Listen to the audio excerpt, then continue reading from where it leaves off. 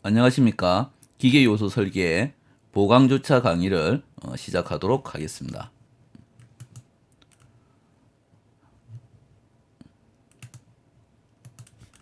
이번 시간에는 시험에 앞서 몇 가지 살펴볼 내용들을 제가 정해서 조금 설명을 드리도록 하겠습니다. 우선 여러분들 가지고 계신 교재를 보시면은 교재의 요 내용에 대해서 제가 설명을 안 드렸던 것 같은데 요거 잠깐 설명을 드리도록 하겠습니다.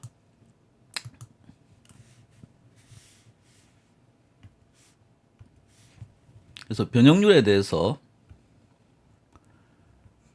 설명을 드리자면은 일전에 응력하고 변형률 선도에 대해서 설명드린 적이 있었습니다. 그래서 요때 변형률에 대해서 잠깐 설명을 드리기는 했는데 제가 조금 다시 설명을 드리자면은 변형률이라고 하는 것은 어떤 소재가 있으면은 이 소재의 처음 길이가 L이었습니다.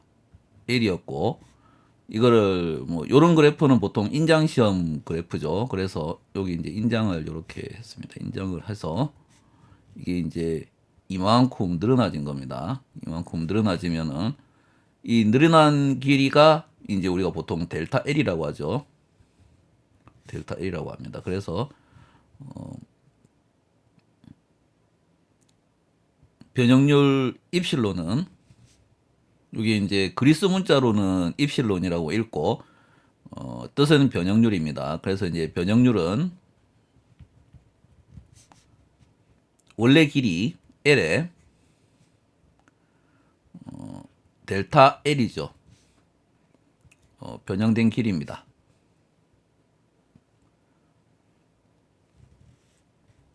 그래서 뭐 요거를 L0라고 하고 요거를 L이라고도 뭐 하는 경우가 있는데 요런 경우로 표현하자면은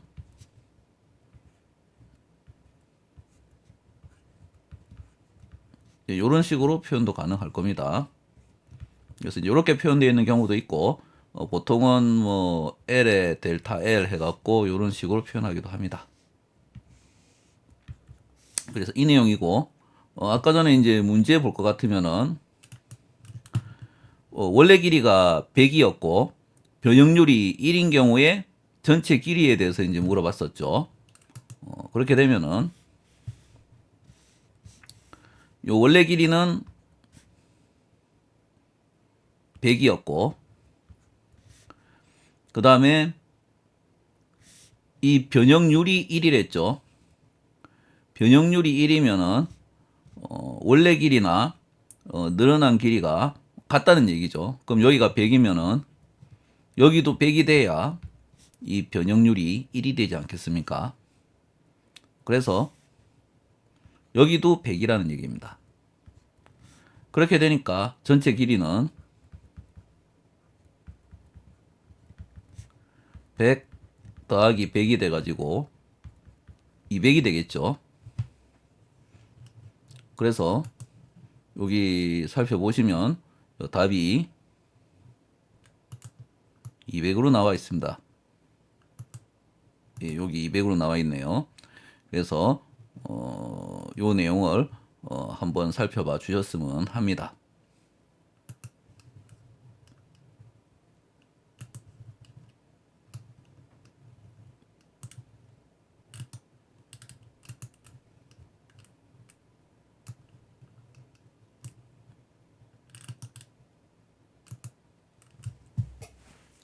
그 다음에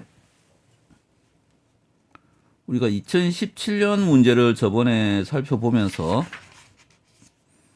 34번은 한번 우리가 살펴봤었죠.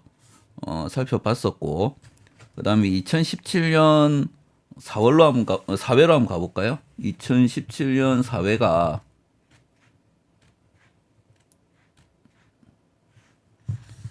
9월 23일 날 시행한 기출 문제입니다. 그래서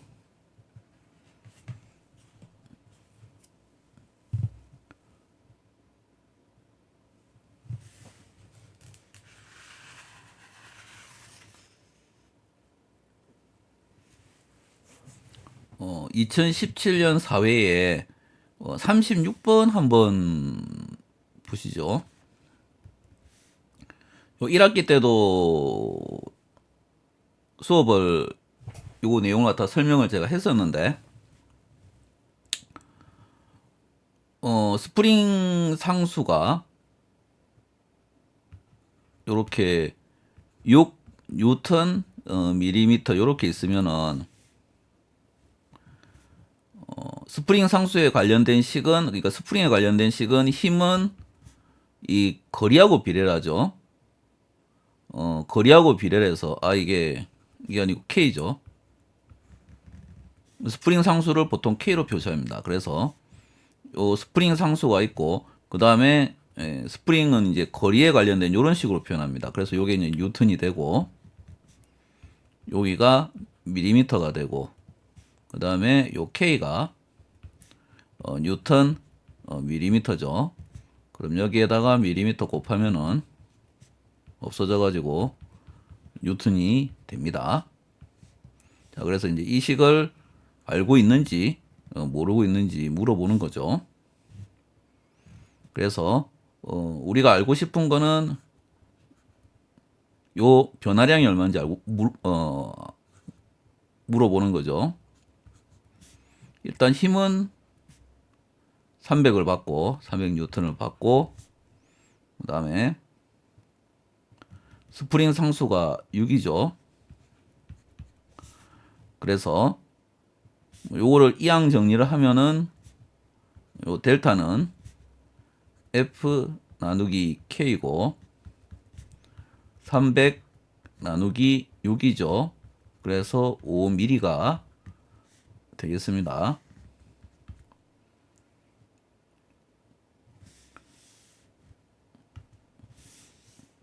오늘은 뭐 보강주구 해가지고 제가 이제 너무 그렇게 이제 어렵지 않은 문제를 한번 이제 조금 추려봤습니다. 여태까지 저희가 일정 이상 시험에서 이제 점수가 나오셔야 되기 때문에 전체 관연도 문제를 갖다가 푸시면서 조금 이제 힘드셨죠.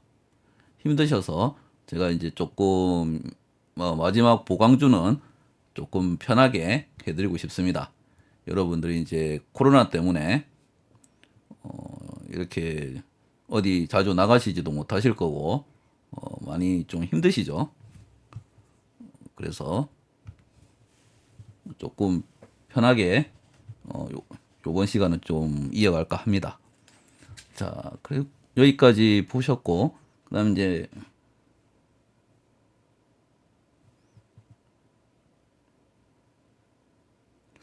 그 외에는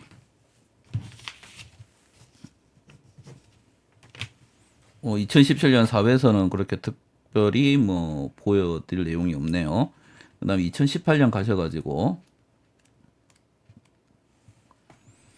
2018년 1회 그러니까 3월 4일 날 시행된 기출 문제네요.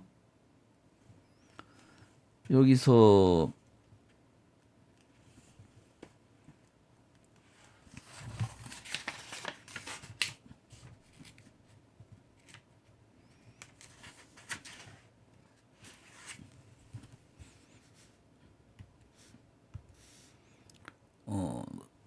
학기 초기에 요 내용을 한번 설명을 드렸던 것 같습니다.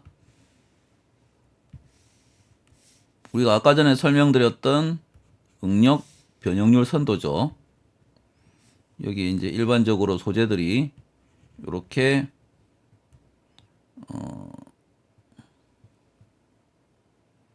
이런 식으로 이제 표현이 되죠. 보통 그래서 이제 파단이 되는데 이거를 뭐 나타내는 그래프는 여러 개가 있습니다. 뭐 이런 식으로 되더라 하는 그래프도 있고 그렇죠. 그런데 실제 실험을 해보면은 뭐 우리가 보통 제일 많이 쓰는 철계 같은 경우는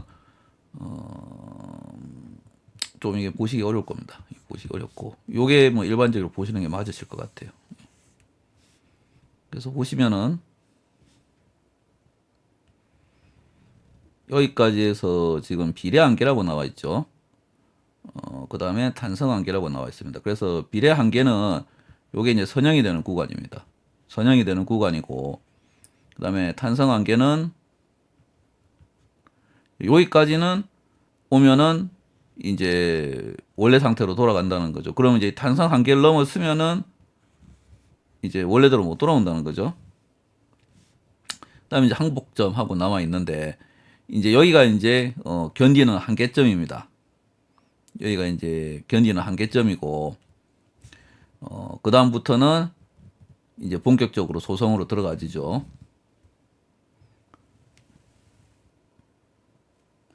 그래서 이게 공칭응력상에서 봤을 때 지금 보면은 밑에 공칭응력을 기준으로 한다고 했죠. 이게 무슨 얘기냐면은 이게 공칭응력일 때하고 나중에 소송을 지금 여러분들은 안 배우시는데 일반적으로 이제 우리가 소송에 대해서 논의를 하면은 이게 이런 식으로 가죠. 이런 식으로 가고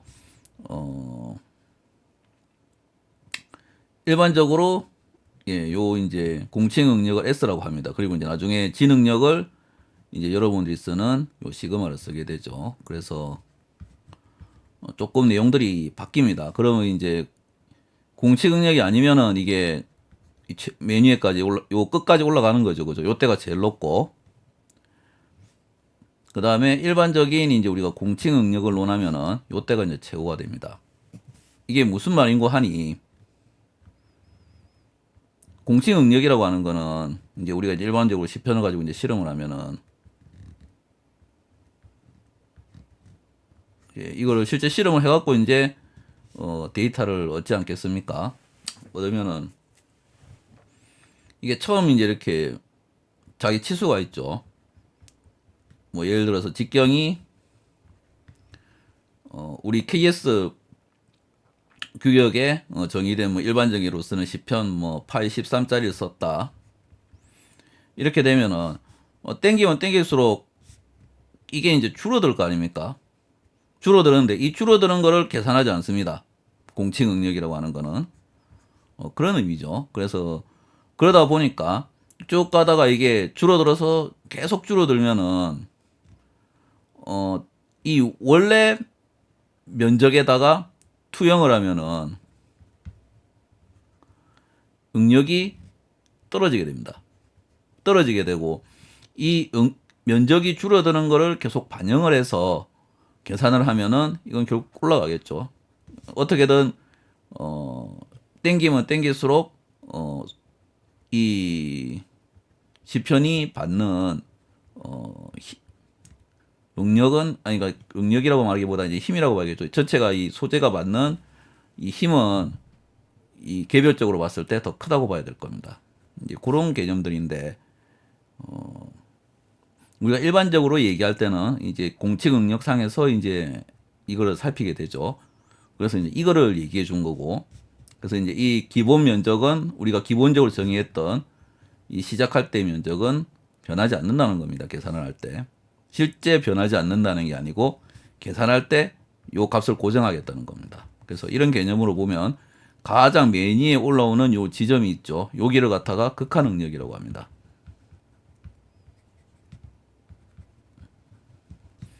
시그마 U라고 하죠. 얼티메이트라고 하죠. 그래서 요거를 얘기한 게 4번입니다. 그래서 39번 요거 한번 살펴봐 주셨으면 하고요.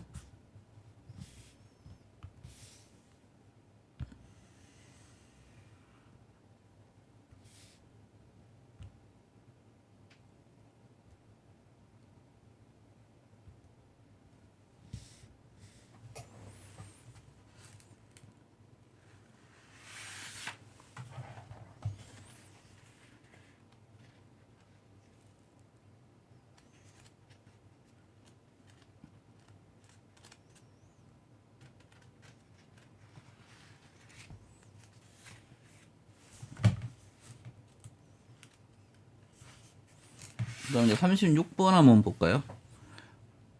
36번은 이제 응력 집중에 대한 거죠. 그래서 뭐 키의 홈이나 축의 지름이 급격하게 변하는 뭐 그려보죠. 그려보면은 이렇게 축이 급격하게 변한다는 거죠. 뭐 요래도 문제가 생기고 요렇게 해도 문제가 생기죠. 뭐 요런 부분이 있어도 이제 땡기면은 만약 이렇게 땡긴다면 더 볼 필요도 없이 여기가 부러질 거라는 거는 뭐 특별한 어떤 공학적 지식이 없더라도 우리가 알 겁니다. 그렇겠죠. 그래서 이제 이것들에 대해서 이제 얘기를 하는 겁니다. 이제 이런 걸 우리가 이제 응력 집중이라고 부르고, 뭐 요것도 이제 보통 뭐 K 팩터 이런 식으로 하는데, 통상적으로 우리가 이제 학부 과정에서는 이런 것들을 뭐 특별하게 보통 수업을 하지 않습니다. 이런 것들을 깊이 언급한 교재들이 있기도 한데 보통은 하지 않으셔서 그렇게 걱정을 안 하셔도 되고 그냥 개념에 대해서만 물어봅니다. 그래서 요 개념 자체는 한번 이해해 보셨으면 하고, 그래서 뭐 여기 부재들이 받는 이 응력을 갖다가 표시해 보면은 요 끝에는 이렇게 높은 값이 나오고, 이게 일반적인 평상시 요만큼 된다면 요 밑으로 요 멀어질수록 이제 이렇게 된다는 거죠. 그래서 이제 요거에 대해서 이제 표현해 준 거고, 요 밑으로 여기는 이제 오히려 밑으로 떨어지죠. 그러니까 이제 여기만 위험하네요. 그래서 뭐 시그마 n 돼 있는 거는 이제 이런 게 없을 때 이제 원래 나오는 요 값들입니다. 그 왼쪽에 표현돼 있죠, 그죠? 균일 단면일 때 나온 값들을 시그마 n이라고 표현하고, 시그마 n에 그 응력 집중을 받았을 때 그래프는 이런 식으로 나온다는 건데, 이거 그냥 참고만 하시면 될 것 같습니다. 참고만 하시고, 응력 집중에 대한 해설 부분 글 적힌 걸 한번 읽어보시면 좋을 것 같습니다. 그리고 뭐 직관적으로 우리가 알고 있는 내용들이죠, 전부. 그렇게 해서 36번 한번 봐주셨으면 하고, 그 다음에 이제 가장 최근인 2019년으로 이제 가주셨으면 합니다. 2019년 1회 한번 볼까요?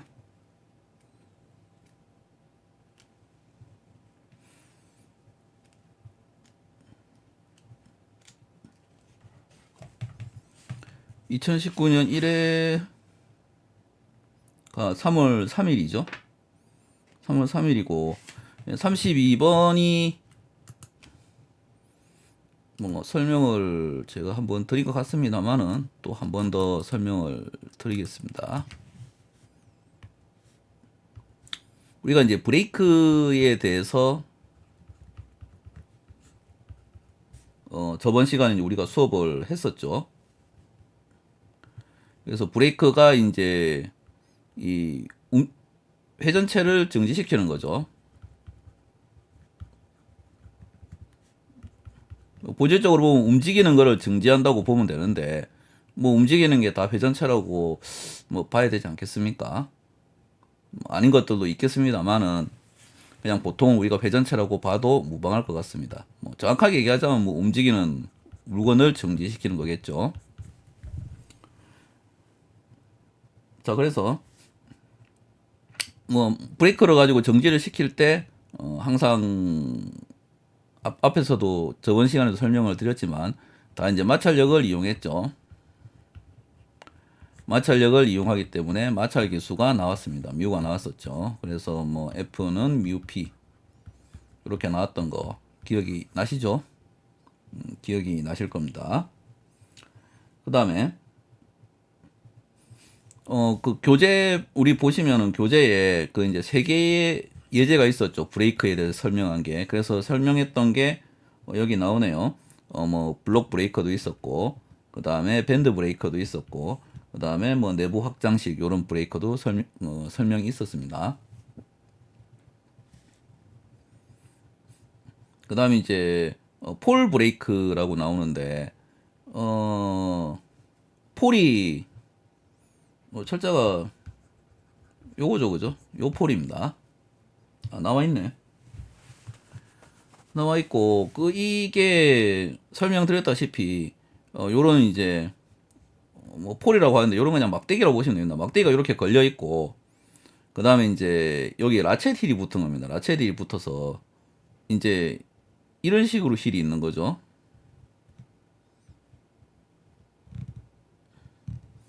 그래서 그림이 조금 이해하십시오. 이게 여기가 이런 식으로 다 되어 있으니까 이게 이 방향으로 돌 때는 요 위치가 이런 식으로 지금 이 막대기가 되어 있기 때문에 이거를 치면서 밀고 나가죠. 치면서 밀고 나가기 때문에 이게 계속 돕니다. 이게 도는데 이게 이제 이 반대 방향으로 돌면은 여기 요렇게 딱 요 부분이 막 걸리게 돼 있어 가지고 얘도 위치가 요렇게 돼 있고 여기도 뭐가 잘 걸리게 돼 있어 가지고 여기 바로 딱 이렇게 두 개 걸려 버립니다. 그러면은 돌지를 못하겠죠. 그래서 요런 식으로 돼 있는 거를 우리가 폴 브레이크라고 하고 요거는 일반적으로 이제 제동하는 브레이크하고는 조금 내용이 틀리죠. 요거는 이제 그 역회전 방지 역회전 방지하는 게 뭐 여러 가지 그 메커니즘이 있겠습니다만은 뭐 가장 간단하게 뭐 일반적으로 할 수 있는 건 요거라고 생각하시면 될 것 같습니다. 그래서 가장 간단하고 쉽게 역회전을 기기가 역회전하는 거를 방지하는 그러니까 역회전 할 수 없도록 하는 장치다. 그걸 갖다 이제 우리가 폴 브레이크라고 한다. 요렇게 알고 계시면 될 것 같습니다.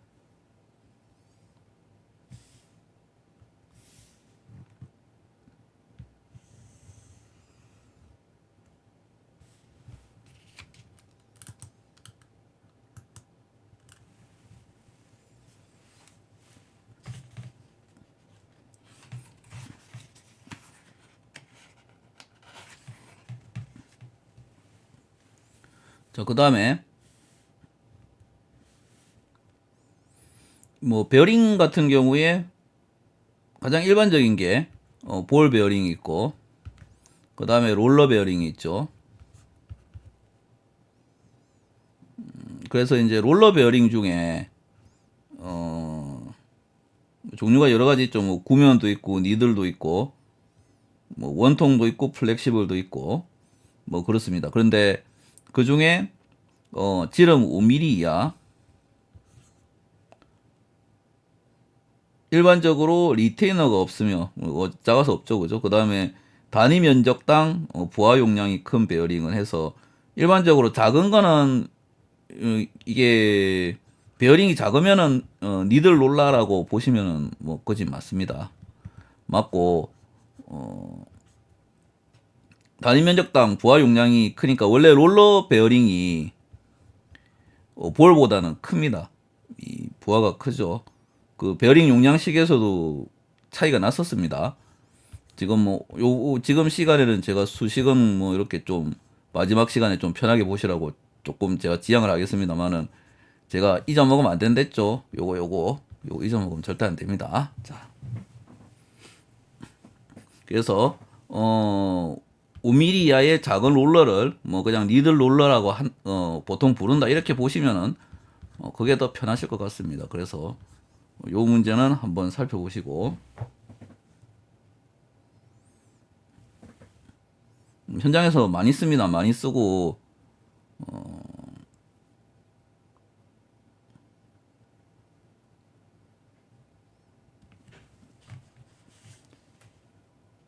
자, 요거 다음에 38번 잠깐 볼게요. 38번에 기어 감속기인데 결과적으로 이제 기어죠. 기어에서 이제 뭐 감속기였습니다.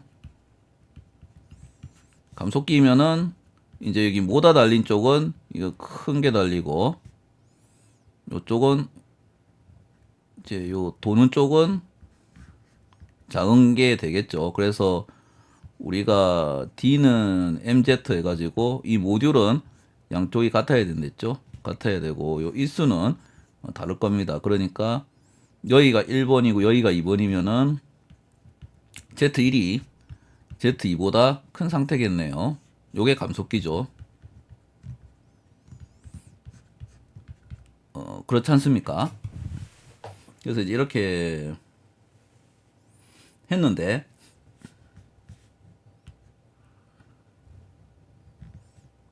보자. 이게 어디서 그림을 하나 받아둘 걸 그랬네요. 자,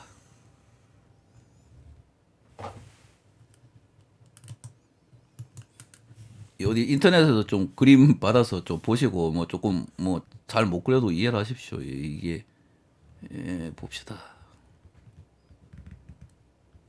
아 이거 더 안 그려진다. 이렇게 했는데 이제 이 입뿌리 쪽을 갉아 먹었답니다. 그래서 압력각이 작은 기호로 교체한다. 요거는 맞고 아니지.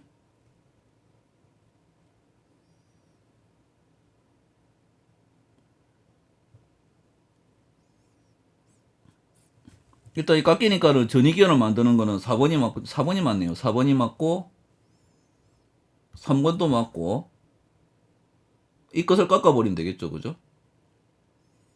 그 다음에 깎이는 부분에 치형을 수정한다. 2번이 맞네요. 그래서 2, 3, 4번이 맞는 거고 1번이 틀렸습니다. 1번이 그러니까 정답은 1번이네요.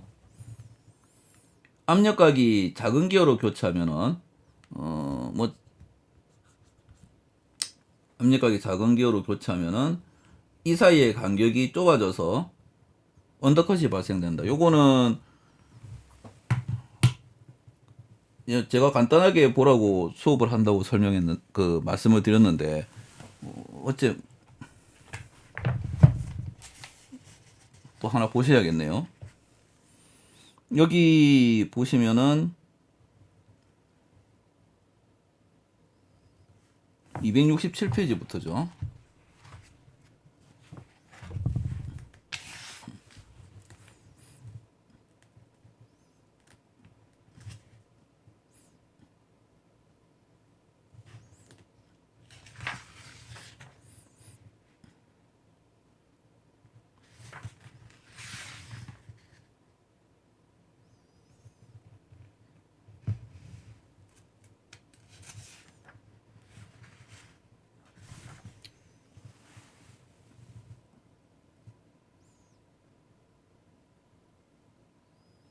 지금 271페이지를 보시면 언더컷에 대해서 나와 있지 않습니까? 271페이지 언더컷이 이제 나와 있죠. 그래서 이에 이제 간섭이 발생할 경우에 이제 입뿌리 쪽에 그 언더컷이 생긴다 이제 이래 나와 있는데 거기에 보면은 언더컷을 방지하기 위한 방법을 읽어보시면 되고 요 그림이나 내용 자체가 이제 사람 기사에서는 세부적인 뭐 각도나 뭐 이런 뭐 압력각이 뭐 어떻게 구해져야 된다 이런 내용들은 지금 보니까 없습니다. 그래서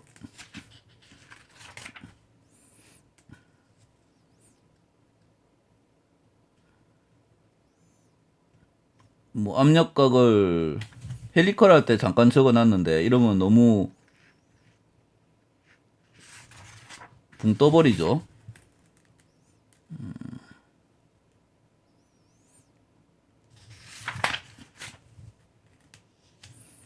이렇게 되면 이제 제가 설명을 드리기가 좀 부담스러우니까 여기 책에 자료가 없어서 일단은 압력각이 작은 기호로 교차하면 틀린다는 거. 그러니까 압력각이 큰 걸로 바꿔야 된다는 거죠. 요렇게까지 보시면 될 것 같습니다. 지금 다시 270 아까 1페이지 보시면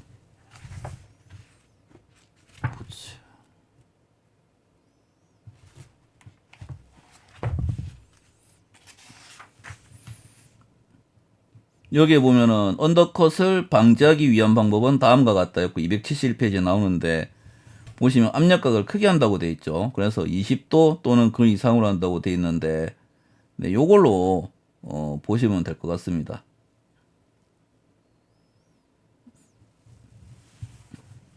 일단 요 정도로 보시면 될 것 같고 나중에 이제 추가적으로 뭐 기사나 이런 쪽으로 공부하실 생각 있으시면은 그때 교재들 보시면은 이런 부분들이 자세히 설명이 돼 있을 겁니다. 이제 수식적으로. 그래서 나중에 관심 있으시면 한번 보시고 지금은 여기까지 하는 걸로 해서 38번 문제는 제가 설명을 마치도록 하겠습니다. 그래서 2019년 1회까지 살펴봤고 지금 2019년 이제 2회로 한번 가보겠습니다. 2019년 2회로 가면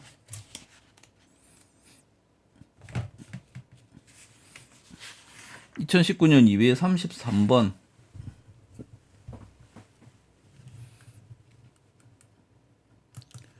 요것도 제가 수업 앞에 수업을 할 때 한번 설명을 드렸던 것 같은데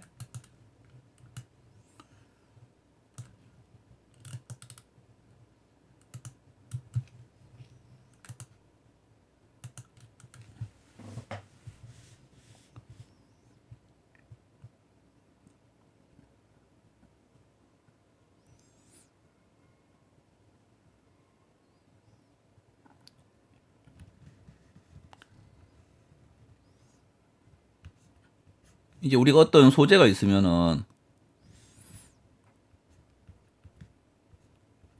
이건 조금 전문적이긴 합니다만은 요걸 한번 설명을 초에 드렸어요. 그래서 이렇게 수직 응력하고 전단 응력을 같이 봤습니다. 일반적인 부재는 이래요.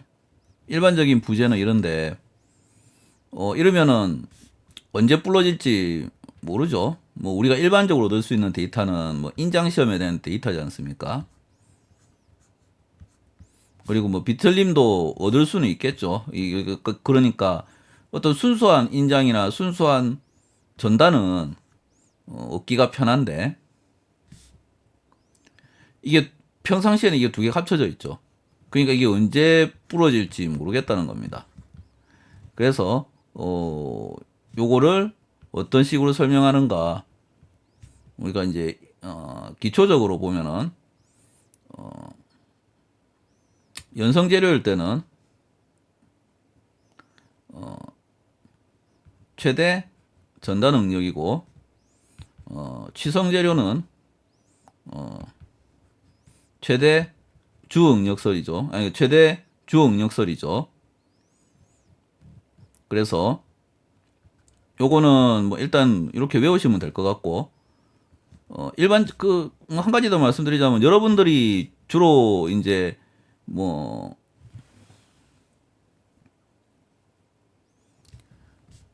인벤터나 뭐 카티아나 그다음에 뭐 안시스 같은 전문 툴도 있고 뭐 안시스랑 비등한 게 아바쿠스라고 있죠. 그래서 뭐 이런 것들 해석하는 프로그램이 있습니다. 그 인벤터 안에도 인벤터 스튜디오 안에 가면은 응력 해석이라고 있어요. 뭐 카티아는 당연히 있고 유지도 있고. 그래서 이제 이거를 하면은 요거랑 다르게 이제 요런 복합적인 힘을 받을 때 언제 이 소재가 부러지겠는가 그 기준을 삼는 기준점이 본 미제스 응력 해석을 따릅니다. 본 미제스 응력 해석인데 요거는 참고로 알아두시면 될 것 같아요. 아직까지 관련도로는 나온 적이 없죠. 왜냐면은 요 본 미제스 응력은 요즘 뭐 교재들이 조금 학부 교재상에서도 일반적인 뭐 이런 기계 요소 설계 같은데 나오긴 나옵니다. 나오기는 나오는데 이건 본질적으로 요거는 소성을 이해해야 소성역학을 이해해야 본 미제스 응력은 구하는 방법을 이해하게 되죠. 그래서 일단 인벤터나 카티아 뭐 기타 등등 쓰면은 기본적으로 최대 전달 능력이나 최대 주응력이 나오지 않고 본 미제스가 나올 겁니다.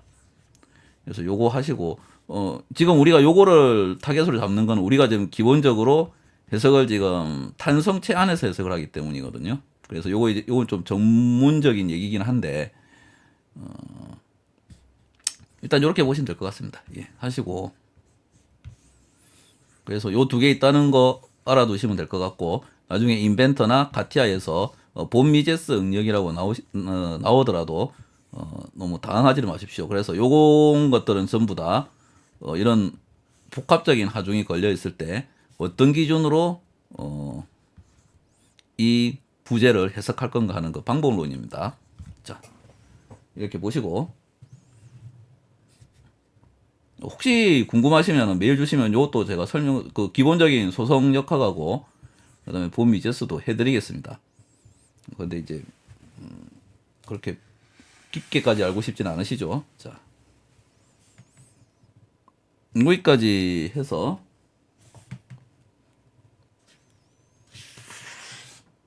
쭉 한번 살펴봤네요.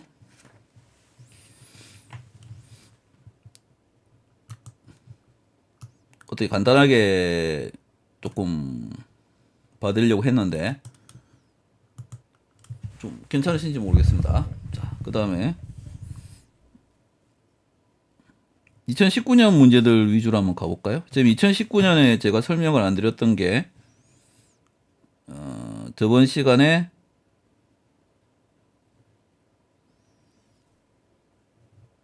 지금 1장에 40번째 한번 볼까요?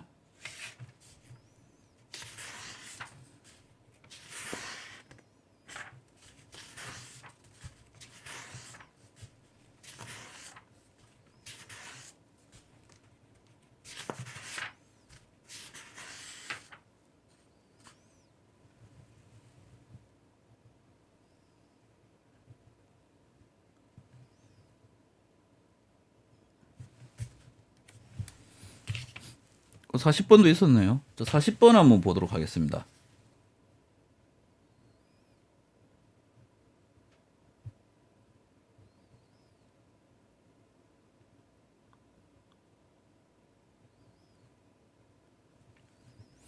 커플링이라고 나오는데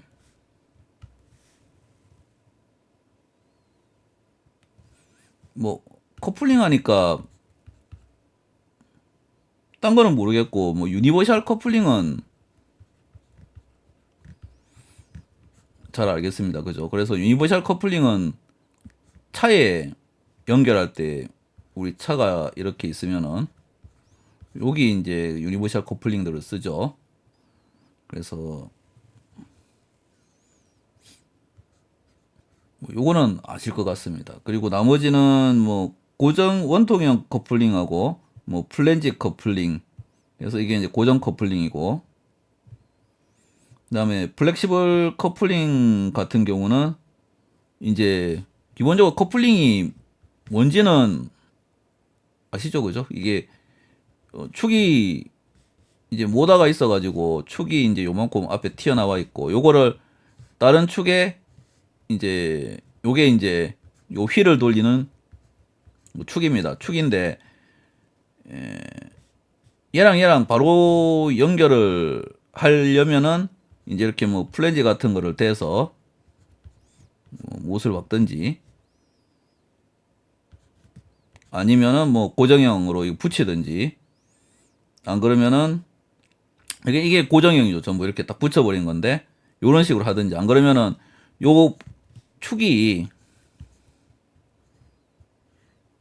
부득이한 사유로 이게 안 맞는 겁니다. 이게 약간 떨어져 있는 거예요. 축이 이런 상태에서 맞추면 좋은데 안 맞춰지면은 플렉시블 커플링을 씁니다. 플렉시블 커플링이라 해갖고 단순히 안 맞는 것도 있고 뭐, 뭐 여러 가지 써야 되는 이유들이 있죠. 뭐 그런 경우도 쓸 수가 있습니다. 현장에서는 플렉시블 커플링은 뭐 많이 보실 것 같네요.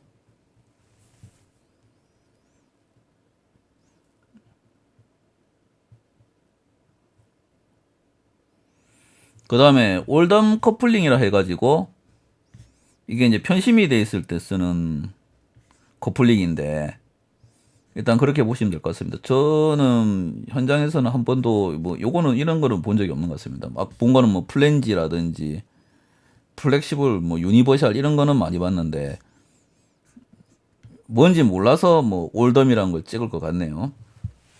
그래서 일단 원통 커플링에 들지 않는 거는 머프 커플링, 그 다음에 셀러 커플링, 클램프 커플링은 다 원통형에 속하고 올덤 커플링은 뭐 이제 편심일 때 쓴다. 뭐 이렇게 보시면 될 것 같은데 뭐 의외로 이렇게 한번 풀어보시니까 숫자가 없는 단답형도 어려운 건 어렵죠. 뭐 지금 요 40번 문제 같은 경우에 뭐 틀려도 어떻게 할 말이 없지 않습니까? 이것 그 하기가 어렵죠. 맞추기 어렵습니다, 이게.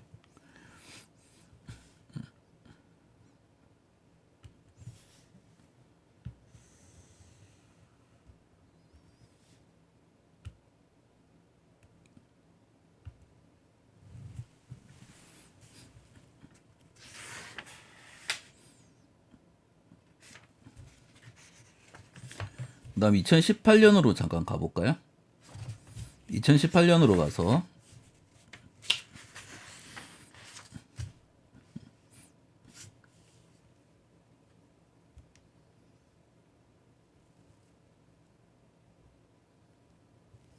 31번 문제 한번 살펴보도록 하겠습니다.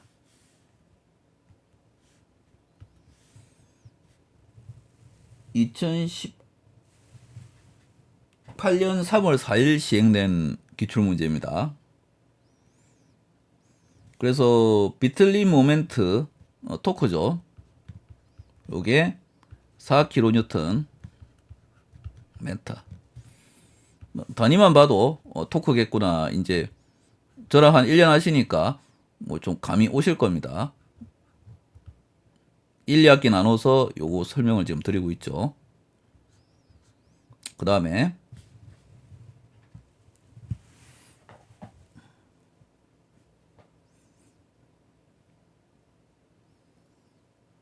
알고 싶은 거는 요 축의 지름이죠. 축의 지름이고 전단 응력이 60메가파스칼이라고 친절하게 가르쳐 주셨네요. 그래서 메가파스칼 나왔으니까 미터를 바꿔줘야겠죠. 그래서 토크를 4kN 미터인데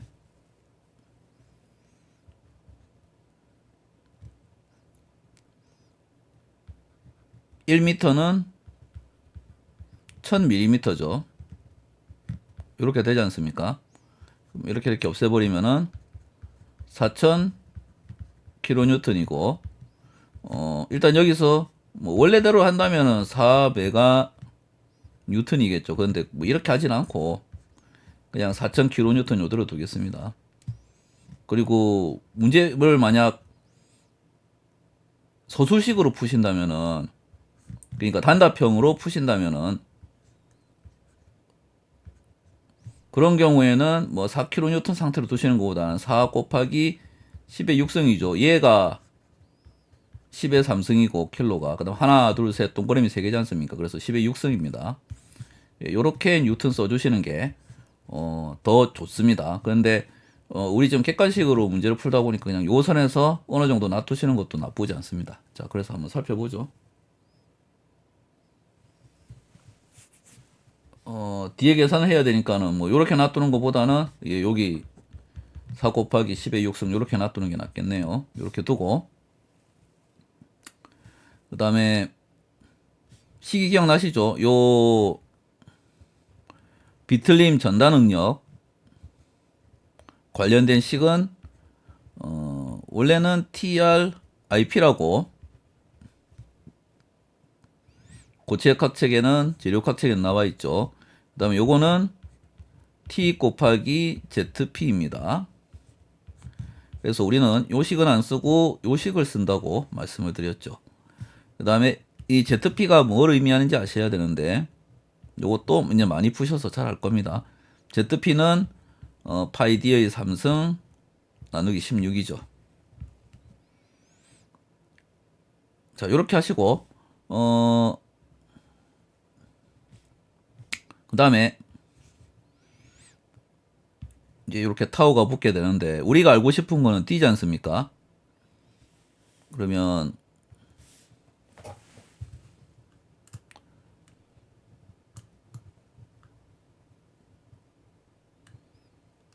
자, 요거를 지우고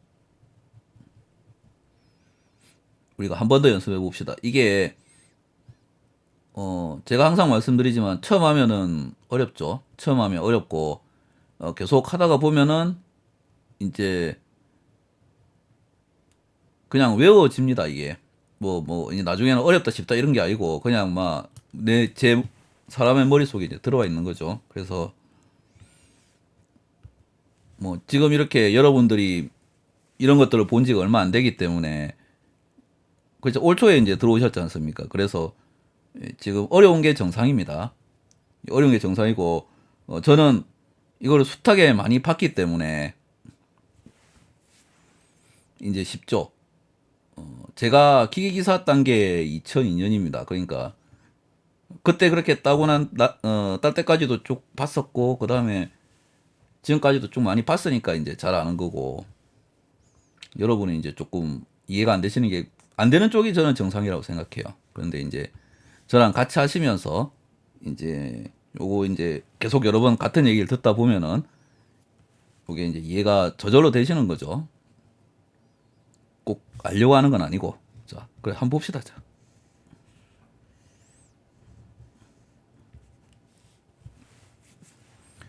그래서 이제 우리는 요 D를 알고 싶지 않습니까? 그럼 이제 이걸 이제 이항 정리를 해봐야겠죠. 이항 정리를 하면은 여기도 1이 있다고 보면 요렇게 되죠. 이항 정리하는 법 이렇게 됩니다. 그래서 파이 D의 3승 나누기 16이 되고 그 다음에 얘가 1로 간 거죠. 간 거고 해석하기에 따라서는 몰아붙일 수도 있는데 바꿔치기도 되지 않습니까? 지금 요 구조상에서 바꿔쳐버립니다. 그래서 왜냐하면 여기 1이 있기 때문에 바꿔쳐버려도 됩니다. 그러면은 T고 뭐 1은 의미가 없지 않습니까? 그 다음에 타워가 요렇게 오겠죠. 이거는 아시겠죠? 이거 모르신다고 하시면 안 돼요. 이 식에서 왜 이렇게 가는지 모르겠다 하면은 이건 안 됩니다. 이거는 일단 연습을 몇 번 해보세요. 몇 번 이렇게 제가 지금 한 것처럼 똑같이 그래서 몇 번 하시면 이해가 되실 겁니다. 일단 이렇게 하나 하시고 그 다음에 내가 아까 전에 똑같이 요로가 안 됐죠. 이렇게 그래서 이 16이 요로 가고 파이는 요로 갑니다. 그렇게 되면은 D의 3승은 16T에 파이 타우 요렇게 되죠. 여기까지도 이해가 되시죠, 이제? 요 분수끼리 있으면은 이렇게 X자로 엇갈려서 간다. 요것만 기억하시면 될 것 같아요. 자, 그 다음에 이제 여기서 내려보면은 요 3이 요로 가야 되죠. 그러면은 제곱이 있으면은 양쪽에 루트를 걸었죠. 여기 삼성이 있으니까 세제곱근을 겁니다. 그래서 D는 세제곱근 16T에 파이 타우 이렇게 되죠.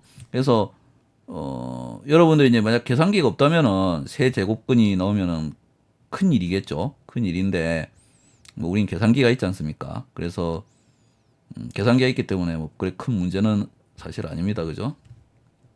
그래서 세제곱근에 16에 아까 T가 얼마였어요?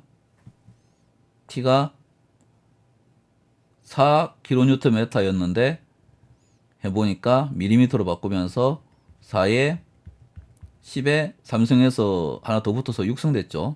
10에 6승 됐고 그 다음에 여기 파이 되고 그 다음에 문제에 보면은 60메가 전달 능력이 60메가파스칼이라고 나와 있지 않습니까? 그래서 여기 60 넣습니다. 60 넣고 그 다음에 계산기를 가지고 계산을 좀 해주십시오.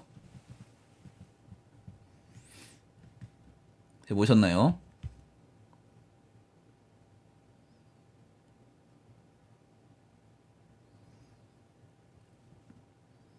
다 돼가십니까? 자, 계산해 보시면, 잠깐만, 이 표현이 어디 갔냐? 아, 여기 있구나.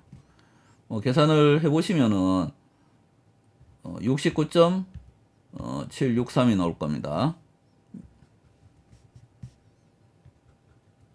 이렇게 나오는데, 아시다시피 69.763이 되면은, 일반적으로 뭐 이런 지름을 구하거나 할 때, 버림은 절대 안 합니다. 버림해버리면은, 어떻게 되든지 그 한계치보다 뭐 조금이라도 낮아지는 거지 않습니까? 그럼 이건 절대 있을 수가 없는 일이고, 무조건 위로 가야 됩니다. 우린 절상만 있습니다. 그래서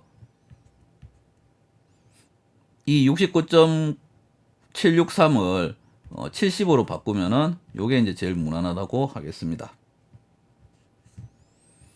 보통 이렇게 정수배로 올려주죠. 그래서 69.763인데 제일 뭐 근접한 정수로 끊어진 숫자로 하시는 게 제일 무난하실 겁니다. 이렇게 하시면 되죠. 그래서 답을 살펴보시면은 70, 80, 90, 100이죠. 그래서 여기서는 70을 하시면은 정답이 되겠습니다. 예, 요렇게 해서 이번 시간에 이제 요 31번 문제까지 해서 저희가 이제 한번 봤고, 이제 이 보강조까지 수업을 하시면서 이제 뭐 여러분들 수고가 많으셨습니다. 이게 코로나 때문에 뭐 이렇게 조금 힘드실 건데, 뭐 또 본인 건강하고 본인 건강 유의 좀 하시고, 그다음에 이제 뭐 가족들도 뭐 건강하시기를 뭐 바랍니다. 그렇게 좀 건강하게 지내셨으면 하는 마음이고, 뭐 시험은 제가 쭉 설명드린 데서 낼 거니까 뭐 부담 가지지 말고 오셔서 보셨으면 합니다. 예, 뭐 남은 기간 동안 공부를 하시면서 이거를 뭐 막 숫자도 복잡하고 이래서 막 힘들다 뭐 이렇게 생각하실 건데, 뭐 누구나 다 처음 시작하면은 어렵죠. 이게 어렵습니다. 근데 뭐 저희가 이제 이런 것들을 할 수 있기 때문에 또 이제 이렇게 현장에 가셔갖고 또